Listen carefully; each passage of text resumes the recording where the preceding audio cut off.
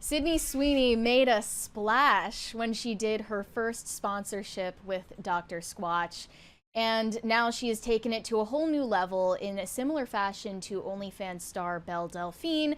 They are promising to sell Sydney Sweeney's bathwater to a bunch of simps. And certainly, no doubt about that, there is a demand for a product like this, but there is a catch, and it's that they're not actually selling her bathwater. It's allegedly a bar of soap infused with Sydney's bathwater. I don't really know what to make of it, though. There are mixed signals here about whether they're actually including it as an ingredient or if it's just a marketing scheme. But Sydney is all about being in on the joke, and she did an exclusive interview with GQ about the product launch. They say the internet is incapable of being normal about Sydney Sweeney. So we're just gonna feed that monster, yes. Right? Just shove exactly what the internet wants right down its throat. As a hyper-visible public figure, Sweeney has said that she's come to terms with being unable to control her image and comments about her appearance, particularly among her predominantly male fan base. But Sweeney hasn't eschewed the internet completely. Instead, she's trying a different tack, being in on the joke, perhaps in a way that comes with a paycheck. Hence the new brand deal that she has with Dr. Squatch. So they are making 5,000 soap bars of Sydney's Bathwater Bliss. Where did they get the bathwater, Mary? So she tried to give an explanation for how they infused the bathwater in this interview, and I just don't believe it. She said, when we were at the photo shoot, they had a tub for me. I got in there and I took some soap and we had a nice little bath and they took the water. So it's my real bath water. I wanted to have it lean towards my home roots. So there's a really outdoorsy scent of like pine and earthy moss and fir. So it smells super manly, but then there's some city bath water mixed in. And then when you go to the product page and you look at the actual list of ingredients online, it says sand, pine bar extract powder, Sydney's bathwater. Underneath Sydney's bathwater, it says narrative element. So that doesn't sound like they actually infused bathwater into anything, and it's just a marketing plot. So narrative element means we just made it up. Can you just get away with everything as long as you say made it up? I don't know, but then in the interview, she's saying the opposite. So I don't know what to believe anymore. Well, I mean, what does narrative element mean? Like, maybe somebody can clarify if you work in marketing. Like, were they required? But did the FDA require you to put narrative element because they wouldn't actually let you sell someone their bathwater? Sounds illegal. I bet it's probably a bad idea to clarify what narrative element is, because then people will be like, oh, it doesn't have Sydney's bathwater in it. I don't want it. And do I really buy that the FDA cares? I mean, just yesterday they said that Skittles are taking the titanium dioxide out of Skittles, and then everyone's like, why was there titanium dioxide in Skittles to begin with? Apparently what even is titanium dioxide? Apparently it's the coloring for the letter on the Skittle. Oh, the S? The S. Okay. I was like, you couldn't use like some type of food coloring or literally anything other than something that isn't called titanium dioxide. So there's not going to be an S on Skittles anymore. Maybe they'll just going to be blank. No, they're gonna use beef tallow to put it on the S. No? Something that RFK would love. They asked Sydney, are you surprised by this interesting request for bathwater? And did you have a feeling this might happen? She said, I honestly think it's a really fun, full circle moment because fans always joke about wanting my bathwater. I was like, this is such a cool way to have a conversation with the audience and give them what they want, but then also hopefully encourage them to take care of themselves in a healthy way. Because, none of my fans shower. They don't shower, they don't bathe. And just the phrase, take care of themselves. There's so much implied. Yeah. Yeah, and then they credited Saltburn with the popularization of fetishized bathwater. I would say Belle Delphine is the reason for that, but they didn't name her in this interview. Stolen valor. Yeah, and then they asked her, you've spoken in the past about how challenging it's been to navigate Hollywood as someone who grew up working class and how taking brand deals has been a necessity for you to make ends meet. Has your philosophy around what deals you take changed at all? I like how they phrase taking brand deals like getting like a job at McDonald's, like having to make ends meet with brand deals. Having to pay my mortgage on my mansion in Calabasas to make ends meet. I had to hawk bathwater soap, like slutty bathwater soap, just to make ends meet and get by. Well, she says, I make sure that every brand I become a part of, I organically and authentically use. It's super important to me to make sure that whenever I'm saying, hey, I really love this product or I really use this, I actually am. I'm a consumer just like everyone else. If it doesn't actually work for the person and they're just saying it, it doesn't benefit any of us. So she claims she actually uses her own bathwater soap. Do you think making it medium grit? Medium grit. That's another detail they listed on the product page. The soap is medium grit. Is there something weird about like using your own bathwater soap? Seems like you're like reintroducing chemicals of yourself onto yourself. It just doesn't seem right. It also says it smells like morning wood. A perfect combination of the two best places on the planet, the outdoors and Sydney Sweeney's bathtub. Experience the ultimate blend of outdoor serenity and refreshing notes of pine, Douglas fir, earthy moss, and a touch of Sydney's very own bathwater. They're also doing a giveaway of the limited supply of the Bathwater Bliss. In collaboration with Sydney Sweeney, we created a limited edition soap infused with her actual bathwater. Why? Because y'all wouldn't stop asking, and Sydney said, let's do it. What a legend. So you have to enter this sweepstakes. Every man who buys or wins a bar of this soap is automatically undateable for life. Also should go onto the sex offender list. Yes. And you know what? We have a 20 from Stone Sting. Literally just got this text.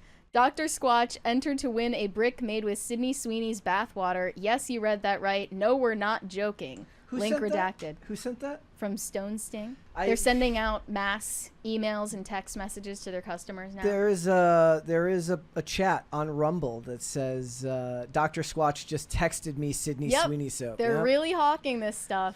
You know. I think that this is a step below what she did for Dr. Squatch in the first place. Because before it was just her selling deodorant, whatever.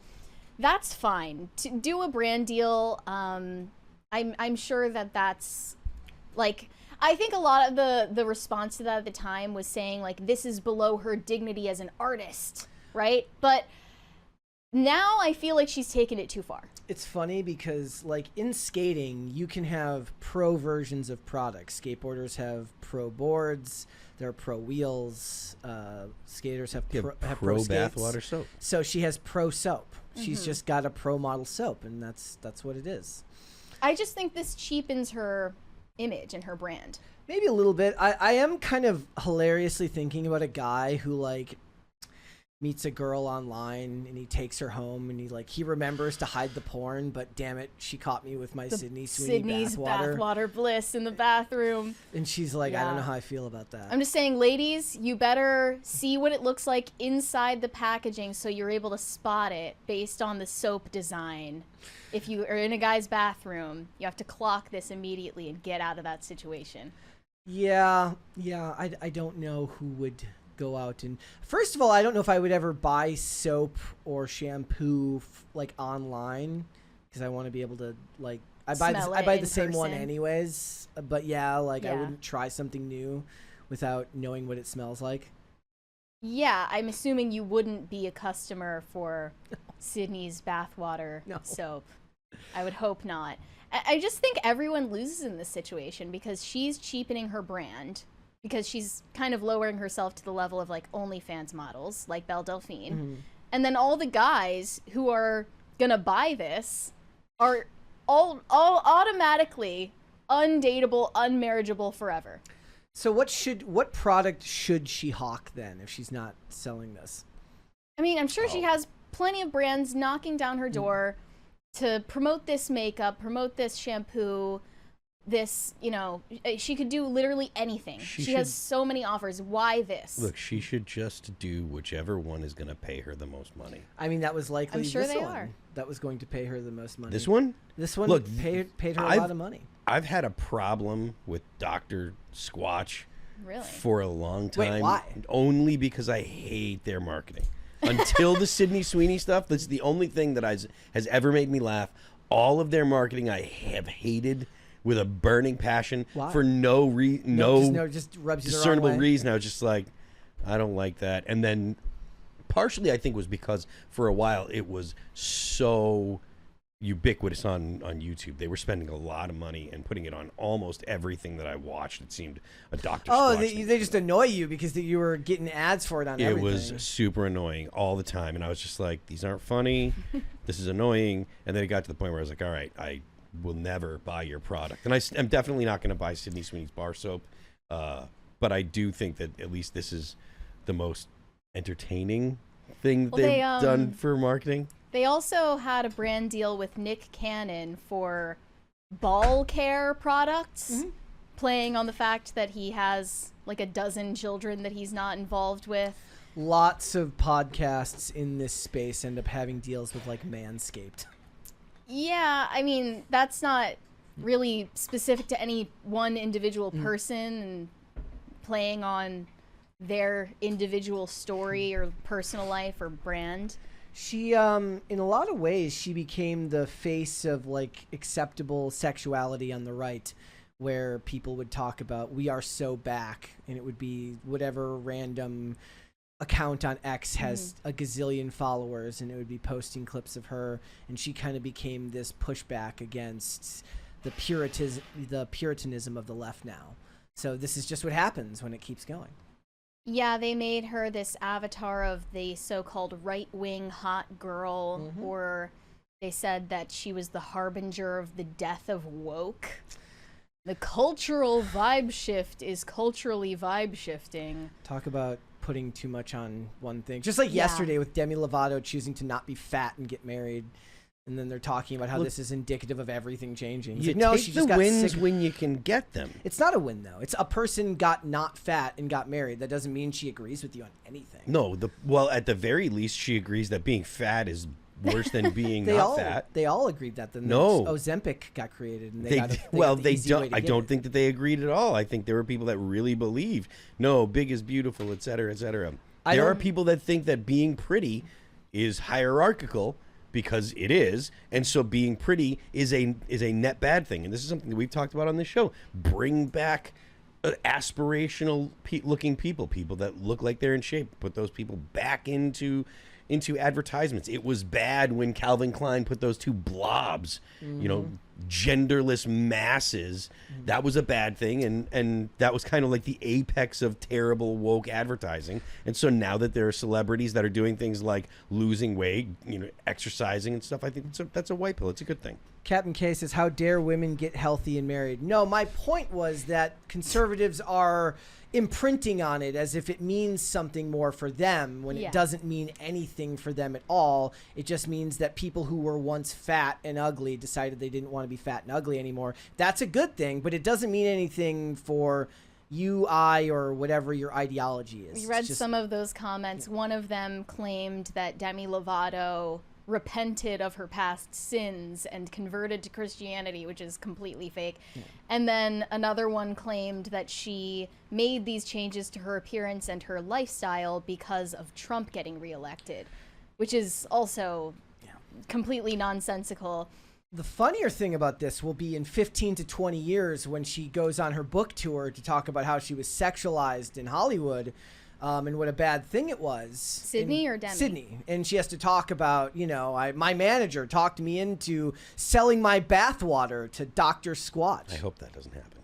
I mean, the only props I can give her for this is that she expertly sidestepped the intellectual questions they asked her in this interview. Good for her. One of them was, do you see the concept of selling your bathwater as wrestling back power for yourself in terms of your image? And then she said something that was so bizarre to sidestep it. Yeah, of course. It's funny, and there's a lot of different plays that are in motion at that time. My hope is that it just gets guys to think about taking care of themselves and cleaning themselves with healthy products. Just mommy dumb issues right there. And then they said, I mean, I have been in some pretty disgusting dude bathrooms before. And she said, exactly. So I guess that this is to encourage simps to finally bathe. They do have a problem with that. Thanks for watching. Listen to full episodes of Pop Culture Crisis on Spotify. Keep up with us on social media and make sure you subscribe and ring that bell so you never miss the show. Bye, guys.